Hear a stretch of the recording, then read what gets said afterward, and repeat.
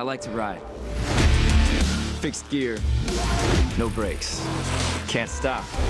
Don't want to either. We got him.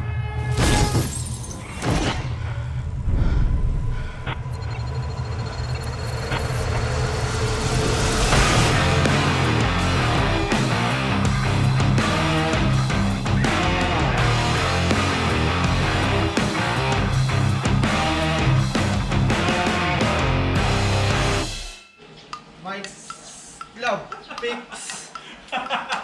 Kami ang taba, bike fixed. Bakit na siya? Bakit? Abutas may short ko. Nabutas yung shorts mo? Oo. Patingin! Pero, naligod. Patingin! Ay, nawarak nga. Ano, kaya mo? Kaya. Pag ganito, hindi ko kamukha. Senador Pacquiao. Ha? Senador Pacquiao. Pag kaya ang pagkakasalamin ako. Oo. Pag Saka wala brush to, up yung mukha mo. Tapos pag wala to, Si Berwin Mailey. Berwin Mailey. Kamukha ko to si Berwin Mailey. Yeah. Okay mga first timers, kamusta? Ano first time meron sa inyo ngayon? Today, mga first timer, teka lang. Madumi yung ano.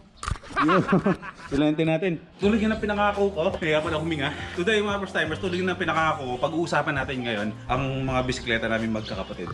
Ang fixed gear bike. Yan. Okay, mamaya i-explain ko sa inyo itong fixed gear bike na to. Yung mga nagtatanong na kung siklista daw ba ako, way back 2015, isa po ako active na siklista. Kasi dati nagsimula lang kaming magkakapatid, magpipinsan sa pagbabike. Kumbaga trip-trip lang, ginagawa namin, nag-iikot-ikot lang kami dito sa barangay. Dumating yung panahon na na-impluwensyahan ako ng admin ng Kalawang Fixed Gear, si Kuya Nong. Meron din siyang YouTube channel ngayon. Ang pinag-uusapan sa channel niya is tungkol din sa fixed gear bike. Ito yung channel ni Kuya Nong. Siya yung admin tsaka founder ng Kalawang Fixed Gear. So, siya ang unang nag-introduce sa akin ng bike na ganito, itong klaseng bike na to. Curious ako kasi sabi ko, bakit ganyan yung bike mo, Kuya Nong? Bakit walang preno yan? So, na-curious ako dun sa bike niya kasi hindi siya tulad ng mga bikes na syempre may preno. Eto, walang preno. Sabi ko, paano gagawin yan? So, in-explain niya sa akin kung ano yung parts ng bike. Medyo na-challenge ako kasi hindi siya pangkaraniwang bike. Suicidal tong bike na to. Paano ko nasabing suicidal? Mamaya explain ko sa inyo kung bakit tinatawag itong bisikleta na to na pinakadelikadong bisikleta na meron dito sa mundo. Pero explain ko sa inyo mamaya. Okay. Itong bike na to, ito yung bike ni Master Tribe. Aventon Mataro Low. Naalala niyo sa simula nitong vlog na to? Kasi sino nakapanood sa inyo ng Premium Rush tungkol sa fixed gear yun? Yung fixed gear dito sa Pilipinas, pumutok siya pagkatapos lumabas yung pelikulang Premium Rush. Nagka-interest yung mga tao, maraming mga siklista, galing mountain bike, galing folding, galing road bike. So marami nag-convert, nagpalit ng bisikleta from gamit-gamit na ng bisikleta to fixed gear. And after a year, lumabas yung mga grupo tulad ng We Fixed at saka Manila Fixed Gear. So nagsama-sama, nagkaroon ng parang club, samahan. So magkikita-kita lahat doon ng mga naka-fixed gear, tapos tatambay somewhere, mag-ride sa ganit-ganit ng lugar. Hanggang sa ngayon, lumaki na yung fixed gear scene dito sa Pilipinas. Maraming tawag sa fixed gear. Fixed gear, fixie, o recta na tinatawag dito sa Pilipinas, or yung tinatawag na continuous bike. 1970s to 80s nauso ang truck bike racing dito sa Pilipinas. Kaya nagkaroon ng Amoranto Stadium dito kung saan doon naglalaro yung mga naka-truck bike or yung mga naka-fixie or yung mga naka-fixed gear or yung mga naka-recta. Ang fixed gear, mga first timers, ay pinalalaro siya sa loob ng velodrome. Ang velodrome ay isang dome. Ipakita ko na lang kung ano itsura ng velodrome para mas maintindihan ninyo. Yun, nakikita natin yung siyang nilalaro to doon. Pero ang tanong, kung bakit ang bike na to ay nasa labas na ng kalsada or bakit lumabas siya ng velodrome at ginagamit na ng mga normal na tao at na dapat ay nasa loob lang siya ng velodrome. Meron ako sa inyong chika. Kasi ang kwento kung bakit nasa labas na itong bike na to, dati yung mga naglalaro or yung mga athlete na naglalaro sa loob ng velodrome is hindi naman kasi lahat mayayaman. Kumbaga, meron talagang mahihirap. So, ginamit nila yung panlaro nila na bike while nangangarera sila, nagtatrabaho sila.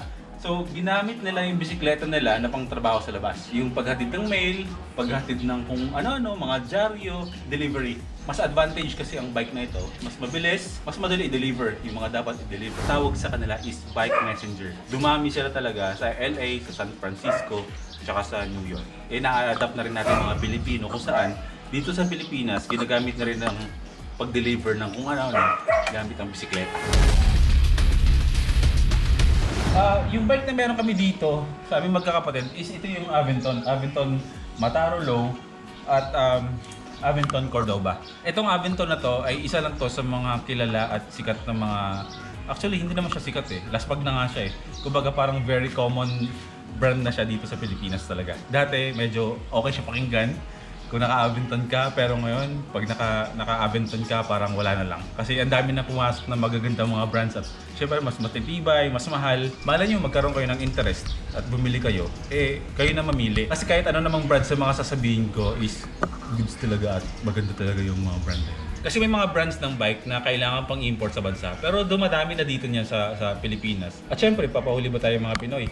Meron din tayong sariling brands dito sa Pilipinas. Iisa-isahin natin. Ito yung mga imported brands na kilala pagdating sa fixed gear na bike. Aventon, Pure Fixed, Chinelli, Break 17, Engine 11, Fuji, Ayrton, 290, Dolan, Throne, Leader, Scream, Unknown, Colossi, tsaka Look. Marami pa yan, marami pang brands pero syempre yung iba hindi pa masyadong common dito sa Pilipinas. Pero ito yung mga kadalasan ng mga brands na nakikita nyo dito sa mga siklistang gumagamit ng fixed gear bike. Meron tayong local brands. Hindi ko pa alam kung nadagdagan na sa ngayon kasi medyo hindi na ako masyadong updated.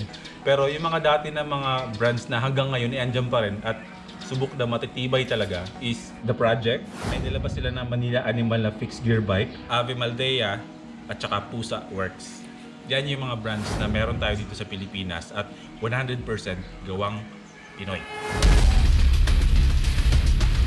Ang fixed gear bike mga first timers, ito na ang pinaka-simplified na bisikleta. Sobrang konti lang talaga yung parts niya, as in sobrang basic lang siya. So ito na mismo yung fixed gear bike.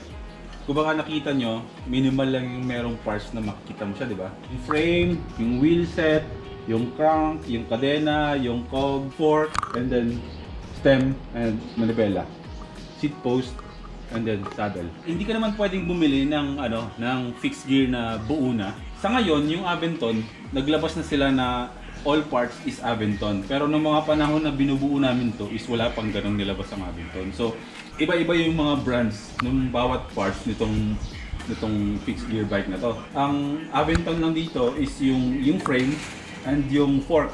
Sa frame na to, ang tawag dito sa parte na to is ito yung head tube. Ito yung top tube. Ito yung down tube. Seat tube. Seat stay, ang tawag dyan. At dito is yung chain stay. Ito yung fork. Gawa yan sa carbon. Stem, kung saan nagko-connect siya dito sa fork. And then, ito yung handlebar. So, depende sa'yo. Marami kasing handlebar, di ba? Yung straight, yung ganito, o yung parang bullhorn. Sa gulong, nakadepende rin sa inyo kung anong klaseng wheelset ang gagamitin nyo. Pwedeng rayos, pwede rin nakamags. So, medyo mabigat lang yon. Depende sa inyo kung pareho dito na nakamags or yung harap lang, tapos rayos yung likuran. Pero kung akong papipiliin, mas gusto ko na nakamags yung harap. Wala lang. Pogi kasi siya tignan. Formal lang. Tinawag na fixed gear yan kasi itong cog na to mga first timers dito is fixed siya. Tapos merong lock ring dyan sa loob kung saan siya yung pumipigil dyan sa cog na yan. Cog ang tawag dyan. Dapat kasi nagmamatch yan dito. Mas malaking crank, mas maliit na cog, mas matigas i-drive, pero mabilis. Kunwari, itong size na to is 48, tapos itong cog is mga 17. Yun, malambot yun pagdating sa akyatan. At pwede rin naman siya pang rektahan. Pero pag matigas talaga yung tuhod mo, is pwede kang mag 48, tapos ito, mga 11 teeth lang. Yun nga, tulad nga ng sinabi ko sa inyo dati, na ang fixed gear ay wala siyang preno. Ang ginagamit lang talaga dito is yung foot retention na tinatawag. Ibig sabihin is yun yung pagpigil mo sa gulong, sa kadena, in kabuuan sa pagpigil sa mismong bike na to. Kasi nga, di ba, tulad ng sinabi ko sa inyo dati, fixed siya. Kaya pag binike mo siya ng paharap, iikot siya paharap, pero pag paatras naman yung pedal mo, aatras din yung bike. So ang tendency na kailangan mo siyang pigilan para huminto is ganito. Yan, di ba? Andun yung retention para huminto yung ano. So, ang labanan dito mga first timers is tuhod at binte. Mamaya, sasampulan ko kayo kung paano gagawin pahintuin itong bike na to. Gamit, yun. kanina, yung ginamit natin is yung Aventon Cordoba. Ito naman is Aventon Mataro Low. Dalawang version ang meron nito. Yung Cordoba is isa lang. Ang Mataro is merong Mataro at merong Mataro Low. Ang Mataro Low, itong top tube niya, mga first timers is nakapababa ng ganun. Kasi ito yung mga ginagamit sa velodrome. Diba? Pag nakikita mo sila, diba, sobrang baba. Kaya tinawag nito na Mataro Low. Ang Mataro is straight lang ang top tube. Ang mga tubo niya is bilog lang. Ang Mataro ay medyo flat yung mga tubo. Nakababa siya. Yung isang version nito is parang ganito. Pero ganito yung tubo. Pero itong ang kay Genesis, kay Master Trike, is ito yung Aventon Mataro Low. Yung bike na yun kanina, yung itim, same lang as nito. Ang pinagkaiba lang nito is yung pedal talaga nito is naka-toe cage siya. Hindi siya tulad nung nandun na parang normal pedal lang. Yung mga ganong klaseng pedal is ginagamitan yun ng strap. Pero itong pedal talaga na to ang masarap gamitin. Ang tawag dito is toe cage. Kung saan, papasok niyo yung sapatos niyo dyan, pipigilan niya dito at meron ding strap dito. So magkabilaan yan, ganyan yung pedal. Para ang purpose niyan is para pag pinigilan mo yung bisikleta, yung pedal is hindi ka dudulas. May stopper dito para pag pinigilan mong ibalik yung pedal, hindi ka dudulas o malalaglag sa bisikleta kasi pag nahulog ka dito, sigurado susubsub ka lang naman. Kaya kailangan mo talaga pag ginamit mo itong bike na to at nagka-interest ka dito is kailangan mo talaga siyang aralin. Kailangan mo magsapatos. Hindi ka pwedeng nakatsinelas dito sa bike na to. Kasi once na nagkamali ka, meron kang tusino sa paa. Itong bike na to medyo sobrang challenging talaga nito gamitin. Lalo na pag nasa kalsada ka na at maraming nakakasabay ng mga sasakyan. Kasi kapag mabilis yung takbo mo at nagkagulatan, posibleng dalawa lang yan. Mag-slide ka or ibunggo mo yung bisikleta mo kasama ka. Yun lang ang pagpipilian. Kaya dapat pag ganito yung bisikleta mo at nagka-interest ka ng ganito, merong tatlong paraan para ihinto mo tong bike na to. Ang una, skid. Pangalawa, half skid. At yung pangatlo is yung old school na ginagawa na inaapakan yung gulong sa likuran para huminto yung bisikleta. Yung sapatos mo mismo ang ididikit mo sa gulong. Gamit ang bisikleta na to ni Master Trike ay ituturo ko sa inyo yung tatlong paraan kung paano ihinto itong bike na to. So tayo dun sa kalsada mismo para mas mahaba-haba yung pwede nating tatakbuhan.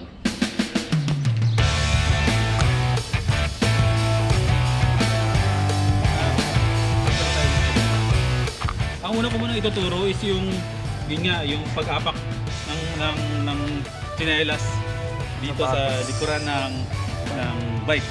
Minsan hindi ko siya nagawa, ngayon ko pa lang gagawin.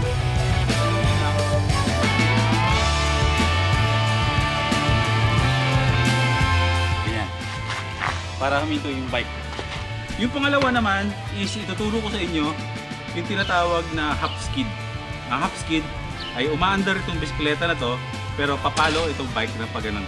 Medyo mahirap gawin kasi tumatakbo yung bike mo pero papalo yung bike mo na nakangito. Kaya half siya, tumatalon yung likuran, mabisa itong gamitin pag mga biglaang mga hinto. Half skid ay kailangan pumalo itong gulong na to pag ganun para mas mabilis yung paghinto. Isa pa.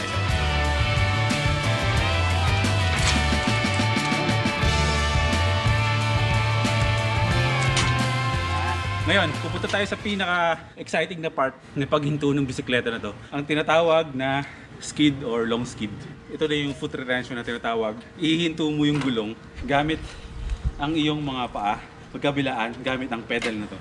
Aandar yung bisikleta mo pero nakahinto to. Kaya tinawag na skid kasi pag ginawa ko yun, nagsiskid yung gulong. So isa rin sa paraan para huminto yung bisikleta. Pero mas effective yung paraan na paghinto ng bisikleta is yung half skid talaga pag nagkabiglaan. So papakita ko sa inyo kung paano mag-skid. Sana kaya ko pa.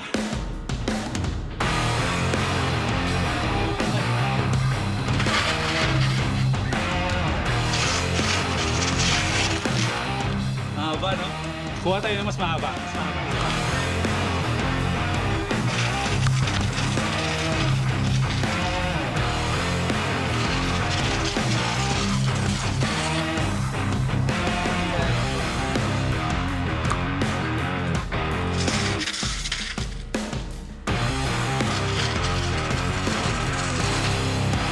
yan. Ang tawag doon is down skid. Grabe yung skid ko. Wala dito. Hanggang doon. May clip pa yan kumpara sa mga gagaling talaga mag-skid. Try mo. Ayaw mo? Mahirap talaga yan. Ayan, medyo challenging talaga gamitin itong bike na to. At masarap to gamitin kapag nagpapayat ka. Sa loob ng isang buwan, kung lagi ako magbabike, ninipis ako, papayat ako. Kaya sisimulan ko na magbike after ng COVID na to. Balik na tayo sa pag-fix gear kasama ang mga kapatid ko. Kung balak nyo mag-bike ng ganito, wear shoes, helmets paglalabas, at syempre, doble pag-iingat. Kasi pag itong bike ang ginamit nyo, dapat advance kayong mag-isip. Kasi wala kayong preno, hindi ko pwedeng magulat na lang kayo na meron kayong kasalubong o may tatawid na tao. So dapat, advance tayong mag-isip. Na kunwari, dadaan ka ng intersection, i-assume muna na may tatawid na sasakyan dyan. So, anong gagawin mo? Eh di mag-slow down ka. Dapat advance lagi mo mag-isip. Pawis na pawis ako ah. So ayun mga first timers, maraming salamat sa pagsama. Sana nag-enjoy kayo. Yan. Fixed gear bike. See you tomorrow mga first timers sa susunod natin na vlog. Life is good. Oh wait. Shoutout ka pala kay Viola Army. Kape-kape na. Bye-bye!